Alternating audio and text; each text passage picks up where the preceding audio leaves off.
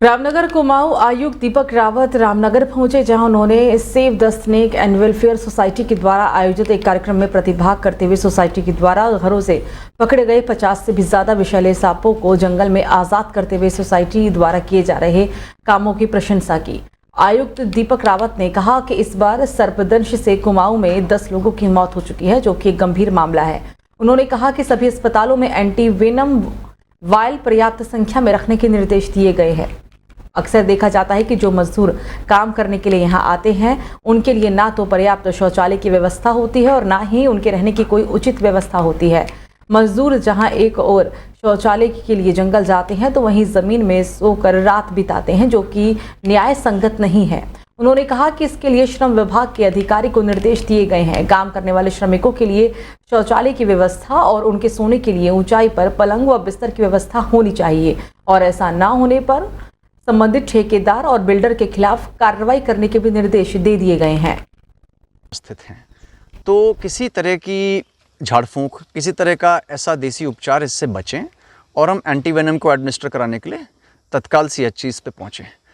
तीसरा ऑर्डर मैंने एक लेबर डिपार्टमेंट के लिए किया है कि ऐसे सभी लेबर साइट्स को इंस्पेक्ट करें जहाँ पे कि जो लेबर है उनको साइट पे ही रुकवाया जा रहा है और कोई टॉयलेट्स नहीं है।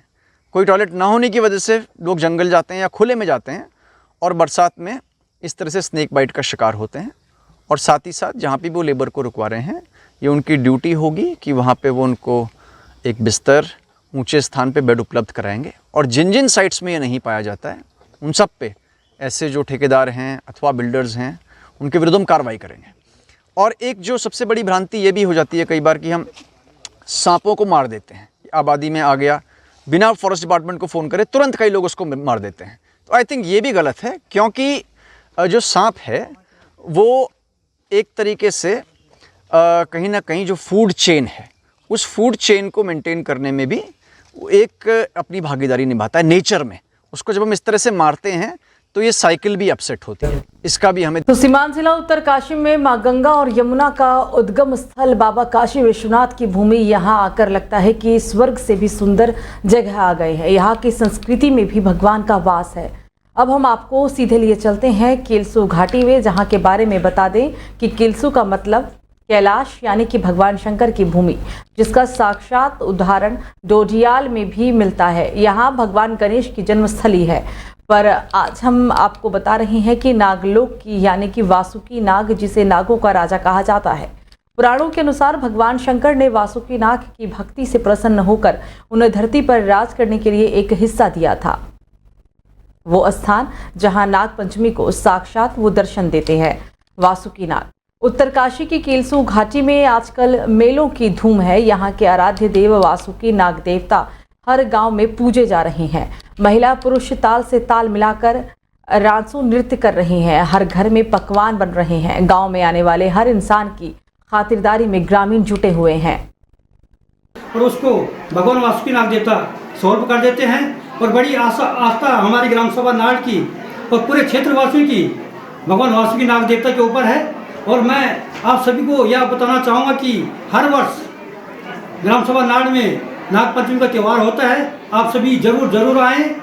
बहुत बहुत धन्यवाद। जय हिंद, जय वासुकी। वो हमें भी बताता है कि आप ऐसा करें करके, जो भी होता है, किसी की शादी ब्याह हो या किसी पे कोई भूत प्रीत का वो हो, छाया हो, कुछ हो, तो उसके लिए सब निवारण करने वाले नाग देवता हैं। हम इसको बहुत मानते हैं। आपका बहुत धन्यवाद। हर क्षेत्र के जहाँ भी जिसकी जो मन शंका है वो आए हमारे वासुकी नाग देवता के शरण में, ये आपकी सारी मनोकामना पूर्ण। तो पौड़ी जिले के राजकीय प्राथमिक विद्यालय देवी घाट खोटा में बीते मंगलवार को एक वीडियो सोशल मीडिया पर काफी वायरल हो रहा था, जिसमें स्कूल में ताले लटके हुए थे। बच्चे घर वापसी कर रहे थे। जिला शिक्षा अधिकारी प्रारंभिक शिक्षा नागेंद्र बर्तवाल ने बताया कि पौड़ी जिले के पोरीखाल ब्लॉक के प्राथमिक विद्यालय देवी खाल कोटा का वीडियो वायरल हो रहा है, जिसमें स्कूल के बाहर ताला लटका हुआ है और अभिभावक संघ विद्यालय में मौजूद नहीं है।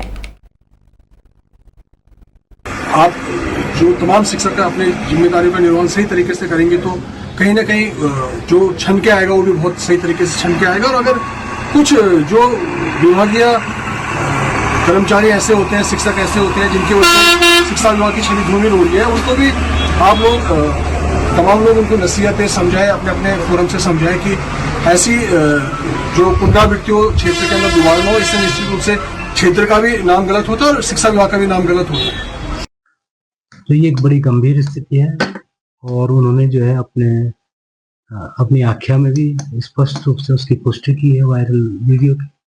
उसको देखते हुए कल ही मैंने पान सिंह जो सहायक अध्यापक है, बल्कि औपबंधिक टीचर है वहाँ पे, उनको सस्पेंड कर दिया और उप शिक्षा अधिकारी कार्यालय में उनको अटैच किया। वन कॉइन क्रिप्टो करेंसी के नाम से ठगी के शिकार हुए थारू जनजाति के कुछ लोग एसडीएम रविंद्र सिंह बिष्ट से मिले और उनका कहना था कि वन कॉइन क्रिप्टो करेंसी के नाम पर एक व्यक्ति के द्वारा उनके साथ ठगी की गई। इस मामले में उनके रुपए वापस दिलाने की मांग की गई। उनका कहना था कि उनकी तरह सैकड़ों लोग इस ठगी का शिकार हुए हैं। साड़ू भाई ये लगाया 1,65,000 रुपये। एक मेरा साला था, इनने भी 12,000 रुपये जैसे व्यवस्था थी उस टाइम 2007 की बात है। उस टाइम हमारे पास ज़्यादा पैसे भी नहीं थे। अभी आप 4 लोगों ने शिकायत दिया है हमने, हमें हमारे पैसे मिलने चाहिए। हम लोग बैंक से ट्रिप लोन लेके पैसे दिए हैं, काफ़ी समय से ब्याज भरते हुए आ रहे हैं हम लोग। आपका नाम? थारू जनजाति के कुछ व्यक्तियों द्वारा मेरे को शिकायत दी गई है और एक ज्ञापन दिया है माननीय मुख्यमंत्री जी को, जो हम उचित माध्यम से पहुँचा देंगे। उनका शिकायत ये है कि कुछ वर्ष पूर्व किसी व्यक्ति द्वारा वन क्विन नाम की कोई स्कीम चलाकर इनसे लाखों की ठगी और धोखाधड़ी की है। तो ये मैंने हमारे जो यहाँ के कोतवाल साहब हैं उनको ये इसकी जांच दे दी है। इसकी निष्पक्ष रूप से जांच की जाएगी और जो भी दोषी होगा उसके खिलाफ कड़ी से कड़ी